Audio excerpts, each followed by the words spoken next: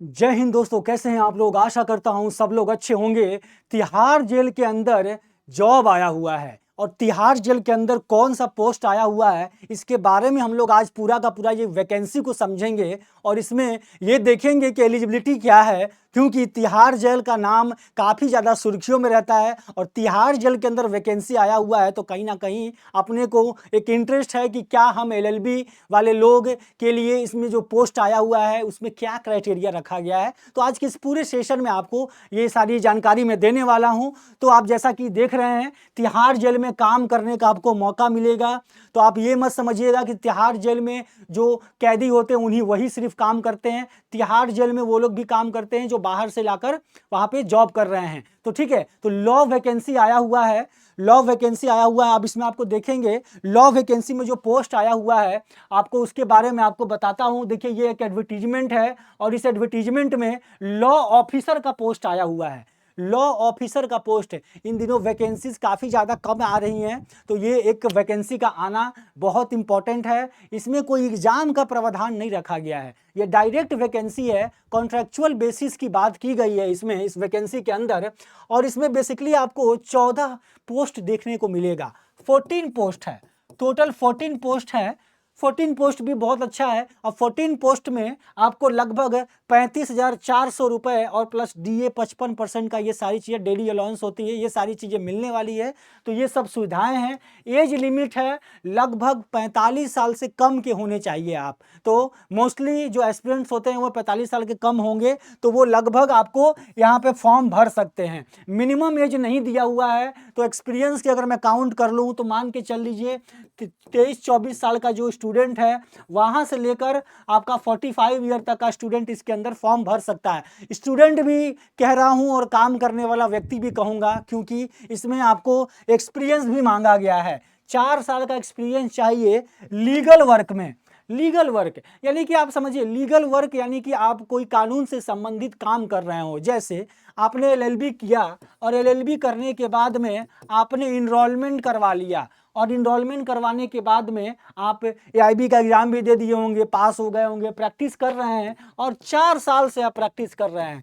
4 year से आप legal work कर रहे हैं, काम कर रहे हैं, तो लीगल वर्क का 4 साल का होना चाहिए। अब चूंकि यहाँ पे क्या देना होता है, आपको एक लेटर देना होता है, कंसेंट लेटर। तो वो देख लेते हैं क्या क्या डॉक्यूमेंट इन लोगों ने मांगा हुआ है। तो 4 साल का ये होना चाहिए और लॉ की डिग्री होनी चाहिए, यानी कि एलएलबी आपका किया हुआ होना चाहिए। ठीक है ना।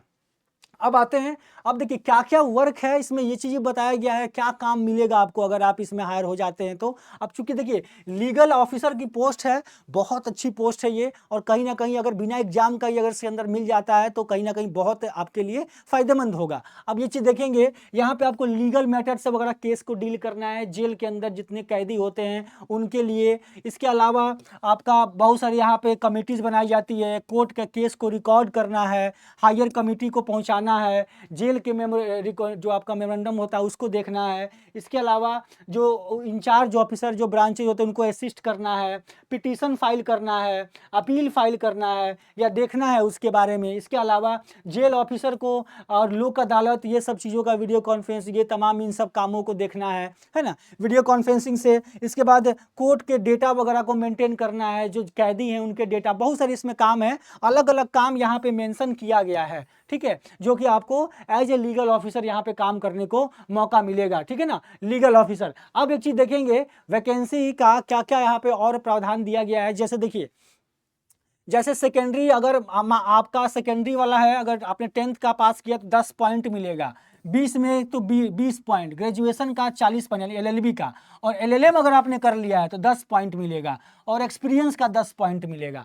तो एक्सपीरियंस में फ्लक्चुएशन होगा, जैसे एक्सपीरियंस जिसकी अच्छी एक्सपीरियंस होगी उसमें मार्किंग दिया जाएगा बिना कोई एग्जाम का। ठीक है, मार्क्स अलॉट किया जाएगा एजुकेशनल और प्रोफेशनल क्वालिफिकेशन के ऊपर। ठीक है, मतलब आपको बढ़िया से अपना मार्कशीट वगैरह सब कुछ जमा करना है, हार्ड कॉपी में जमा करना है। ये देखिए आपको बताते हैं, experience 4 year 8 marks and each for additional year के लिए 1 साल। यानी कि बेसिकली ये है कि जितना ज़्यादा एक्सपीरियंस आपको होगा उतना ज़्यादा मार्क्स आपको मिलेगा। 4 साल का अगर आपके पास एक्सपीरियंस है तो आपको 8 नंबर दिया जाएगा, ठीक है, 8 नंबर। इस तरीके से मतलब आपको अलग अलग एग्जाम, अलग अलग इसमें मार्किंग है, बट इन्होंने उतना खुल के नहीं लिखा हुआ है कि क्या क्या मार्किंग देंगे। बट हाँ, एक होगा कि इनका एक पैरामीटर बना होगा कि इतना इतना मार्क्स परसेंटेज वाले को देंगे, ठीक है। तो इस तरीके से इन्होंने अपना जो होगा मेंशन कर दिया। यहाँ पे इंटरव्यू होगा, 10 नंबर का इंटरव्यू लिया जाएगा। यहाँ पे रिटन मार्क्स नहीं हो, रिटन का कोई बात नहीं किया गया। तो इंटरव्यू होगा 10 नंबर का, और 10 नंबर में उसी में किसी को ज़्यादा किसी को कम मिलेगा, जिसकी अच्छा हो जाएगी, ठीक है।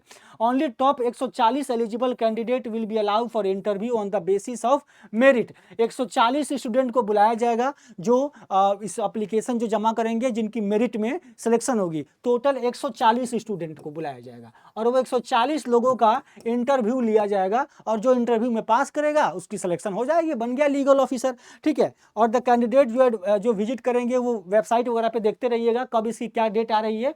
अब अप्लाई कैसे करेंगे, तो अप्लाई करने का देखिए ये तरीका यहाँ पे दिया हुआ है। 10वां का मार्कशीट, 12th का मार्कशीट, लॉ की डिग्री, एक्सपीरियंस सर्टिफिकेट, आधार कार्ड और प्रूफ ऑफ परमानेंट एड्रेस, एक पासपोर्ट साइज फोटो, और इसके बाद इनकम्प्लीट एप्लीकेशन। ये इसके बाद यहाँ पे ये छोड़ दीजिए, ये इतने सारे जो डॉक्यूमेंट दिए गए हैं, ये सब आपको डॉक्यूमेंट क्या करना है, आपको यहाँ पे फॉर्म दिया हुआ है कि इस एप्लीकेशन में, ये आपको टेलीग्राम में मैं डाल दूंगा। मेरा जो टेलीग्राम है चंदन सर टेक्स्ट बुक, यहाँ पे आपको फॉर्म का वो PDF डाल दूंगा, जो फॉर्म है उसको आप वहां से डाउनलोड कर लीजिएगा मेरे टेलीग्राम से, चंदन सर टेक्स्ट बुक, ठीक है। ध्यान देंगे ये सारे डॉक्यूमेंट को लेकर आपको क्या करना है, यहाँ पे पोस्ट ऑफिस से भेजना है, या आप खुद भी जाकर जमा कर सकते हैं। ये आपका एड्रेस दिया हुआ है नीचे में, ठीक है, तिहाड़ जेल का ही एड्रेस दिया हुआ है, यहाँ पे जाकर आपको जमा करना है। तो यहाँ पे आपका एप्लीकेशन इसी तरीके से जाएगा, कोई वेबसाइट या कहीं से ऑनलाइन अप्लाई नहीं होने वाला है। तो ये आप ये करेंगे। एक चीज़ और ध्यान देंगे, जो इसका डेट होगा, कितने दिन तक आप कर सकते हैं, तो 15 दिन तक, within 15 days of the advertisement of newspaper along with one set of duly separated photocopy of document। यानी 25 तारीख को, लगभग 25 अप्रैल को ये आया था, तो 25 अप्रैल से आप काउंट कर लीजिए, आपके पास लगभग 10 मई तक का समय है। 10 मई तक का समय है। आज आपके पास आज से 5 दिन का समय बच रहा है, तो 5 दिन के अंदर इसको जमा कर दीजिए। अगर आप दिल्ली में रह रहे हैं तो तुरंत जाके दे आइए, और अगर आप दिल्ली में नहीं रह रहे हैं तो स्पीड पोस्ट कर दीजिए। तो जैसा आप यहाँ पे सारी चीज़ें मेंशन है आप कर दीजिए। Speed post only, no other communication यहाँ पे है, मतलब दे के मत आइए, स्पीड पोस्ट वाली ही बात है केवल। तो आपको केवल स्पीड पोस्ट करना है। स्पीड पोस्ट कब करना है, 10 मई तक या 10 मई से पहले तक कर दीजिए। 15 दिन का यहाँ पे डेट मेंशन किया हुआ है, ठीक है ना। तो ये सारी पूरी जानकारी थी जो मैं आपके लिए आज लेकर आया हुआ हूँ। और ये अपना जुडिशरी फाउंडेशन का बैच है।